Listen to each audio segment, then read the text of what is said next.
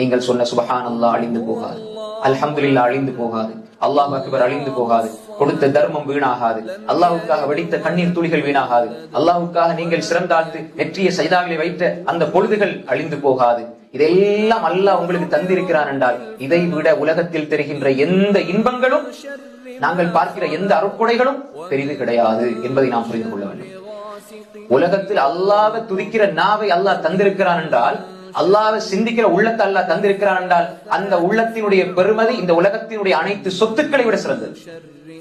Umar ibn Khattab ரலியல்லாஹு அன்ஹு சொன்னார்கள், கவுலுல் அப்த், ஒரு அடியான் அல்லாஹு அக்பர் என்று சொல்வது கைரும் மினத் துன்யா வ மா ஃபீஹா, இந்த உலகத்தின் வஸ்துக்கள் எல்லாத்தோடையும் சிறந்தது இந்த ஒற்றை வார்த்தை. பாருங்க, அல்லாஹ் மிகப்பெரியவன் என்ற வார்த்தையை சொல்லுகின்ற அந்த எண்ணத்தை எனக்கு தாரானே அல்லாஹ். அப்ப எப்படி நாங்க அல்லாஹ்வுக்கு நன்றி செலுத்தணும்?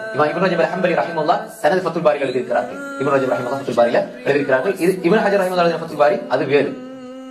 அப்ப எனவே நாம் இதை சரியா புரிஞ்சுக்கணும். சுப்ஹானல்லாஹி வ பிஹம்தி, இன்னொரு ரிவாயத்துல சுப்ஹானல்லாஹில் அஸீம் வ பிஹம்தி சொன்னா, நீங்க இப்ப சொன்னீங்கடா உங்களோட சொர்க்கத்துல ஒரு மரம் நாட்டப்படும். பொரிசத்துல நஹலத்து ஃபில் ஜன்னah, சொர்க்கத்துல பேரிச்ச மரம் நாட்டப்படும். இப்ப நீங்க சொல்லுங்க சுப்ஹானல்லாஹில் அஸீம் வ பிஹம்தி, சொர்க்கத்துல உங்களுக்காக ஒரு பேரிச்ச மரம் நாட்டப்பட்டிருக்கிறது. ரசூலுல்லாஹ்